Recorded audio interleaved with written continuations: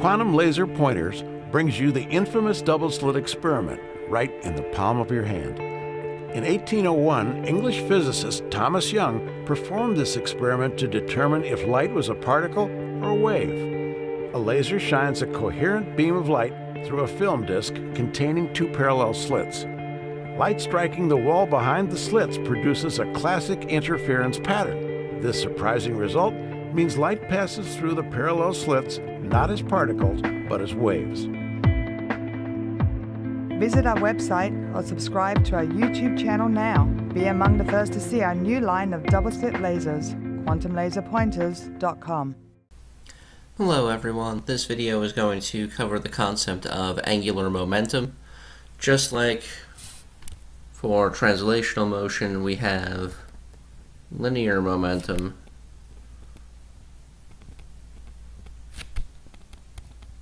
P equals m times v. By substituting in the rotational versions of those variables, we get an expression for angular momentum, L equals I omega. We can apply this same idea to the other relationships we know dealing with angular momentum. So remember that we had the impulse momentum theorem,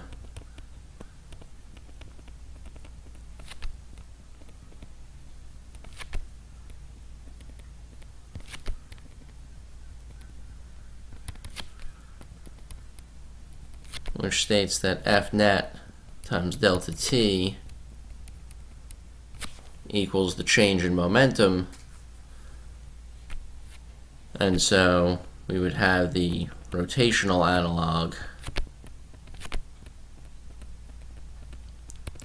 of that statement, net torque times delta t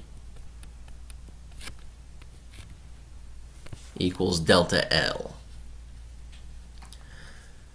And finally, remember from the impulse momentum theorem, we saw that if the net force is 0, then delta P equals 0, and so the linear momentum of the system is conserved.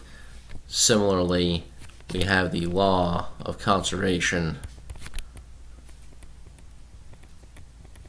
of angular momentum,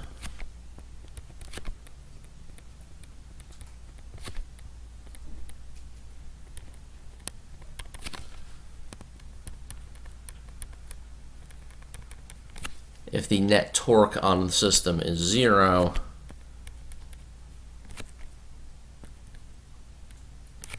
then the angular momentum of the system is conserved. One way in which that idea is often applied is in what's called the figure skater problem. So if you have a spinning figure skater, you may have noticed if you've ever watched figure skating, the rate at which the skater spins changes depending on the position of the skater's body. So let's say that a figure skater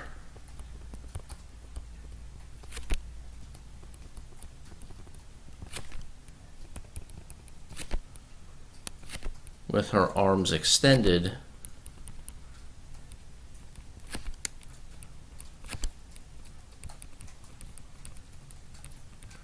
has rotational inertia or moment of inertia I,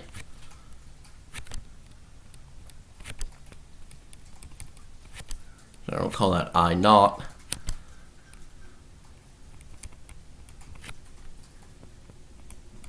and spins at an angular speed omega naught,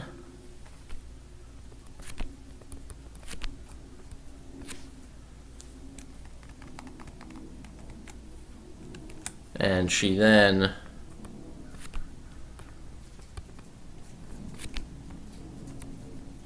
brings her arms close to her body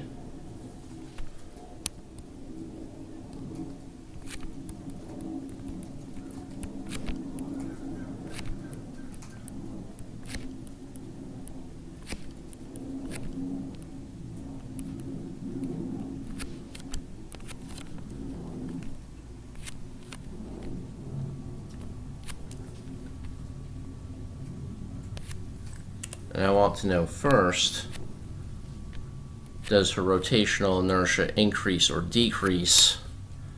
And then I'll give you a factor by which it changes, and we'll figure out the factor by which the angular speed changes. So let's say that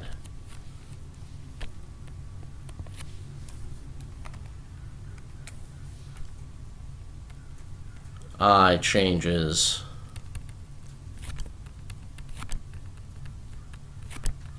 by a factor of 2.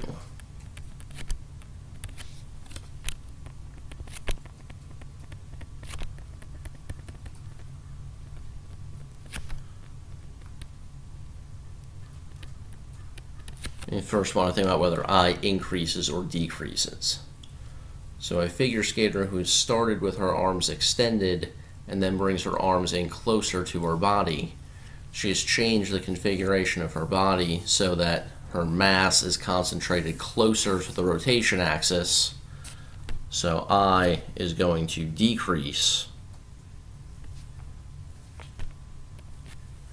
Same mass, but now on average that mass is closer to the rotation axis. It's easier to change the way that she is rotating. And if we want to find then the skater's new angular speed,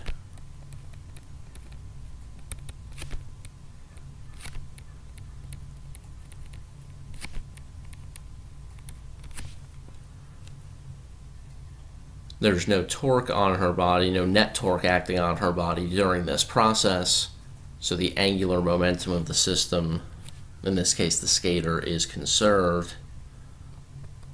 So L initial equals L final.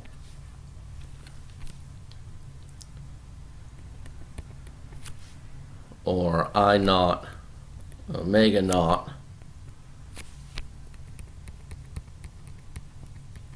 equals I final omega final. But we know that I has changed by a factor of 2, and we discussed earlier that we know it must have decreased. So I final equals I naught divided by 2. And plugging that in, we have I naught omega naught equals I naught over 2 times omega final. The I naughts cancel, and so omega final would equal 2 omega naught. And again, from the idea of conservation of angular momentum, it makes sense that the skater's angular speed has increased. We know that the moment of inertia has decreased. The angular speed must increase to compensate for that, to keep the product I omega the same. And if you watch a video of a figure skater spinning, you'll notice that the figure skater's angular speed, the rate at which he or she rotates, does change accordingly. If the body is brought closer to the rotation axis, the rotation rate, the angular speed, increases. If instead the arms and legs are brought farther from the rotation axis, the angular speed decreases, the rate of rotation is less. We can also think about angular momentum of a single particle as a little bit of an odd idea. Even if we're thinking about a single particle that itself does not have any spatial extent and does not rotate, we can still think of it having rotation relative to some point in space.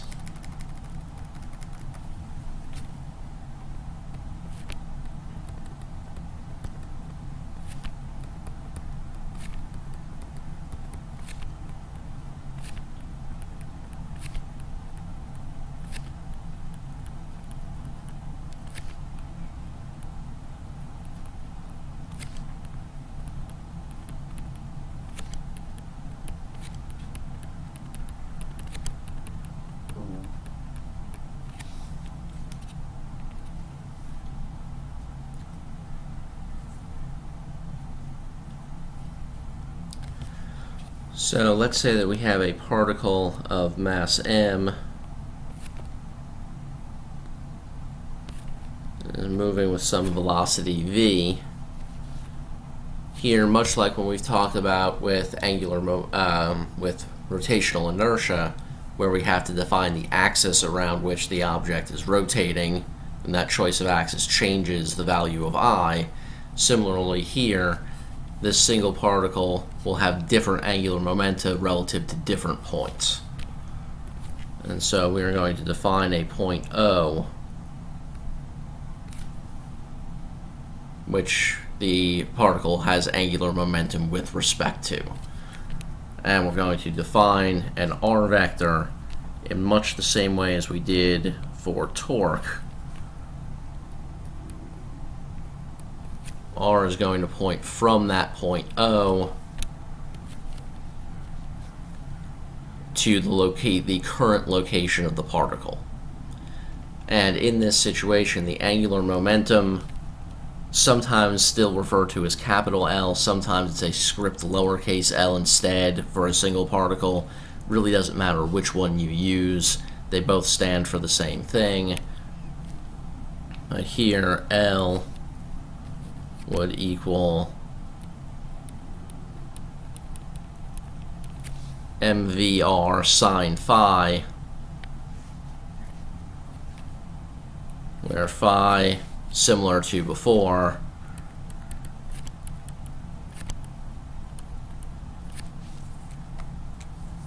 is the angle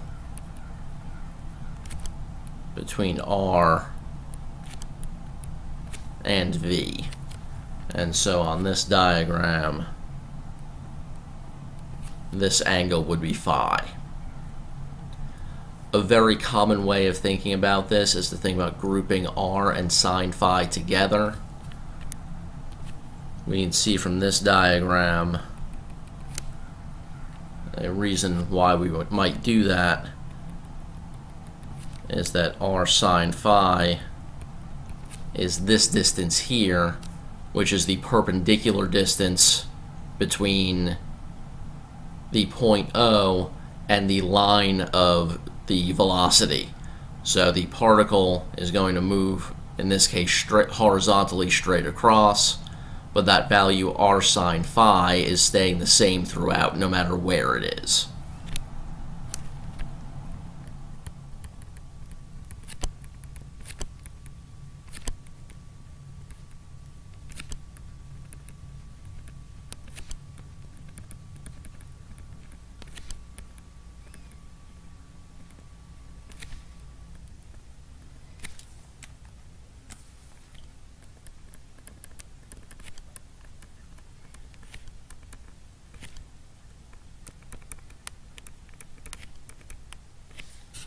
And so here, if the object moves with constant velocity,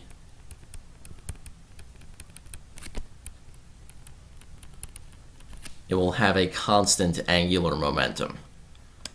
When it's far away from the object is far away from point O, the R vector will be very long, but phi will be very small, sine phi will be small, in such a way that the product R sine phi is staying the same.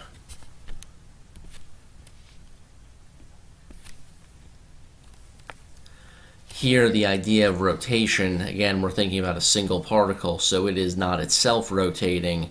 What we're thinking about is the rotation of the R vector.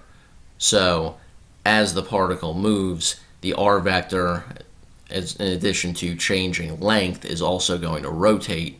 For instance, if we imagine the particle moving to the right side of O rather than the left, R will have rotated from quadrant 2 into quadrant 1. And so the rotation here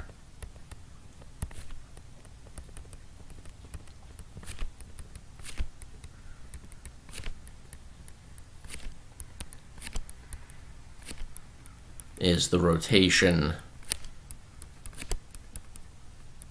of the R vector,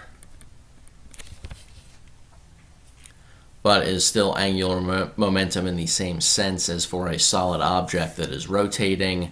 We would treat it in exactly the same way.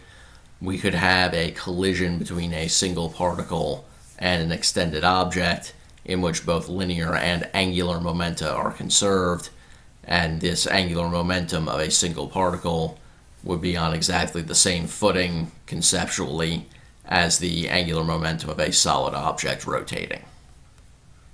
Double slit lasers, quantumlaserpointers.com.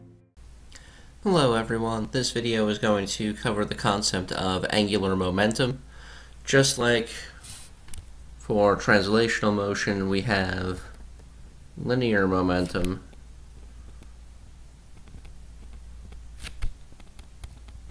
P equals m times v. By substituting in the rotational versions of those variables, we get an expression for angular momentum, L equals I omega. We can apply this same idea to the other relationships we know dealing with angular momentum. So remember that we had the impulse momentum theorem.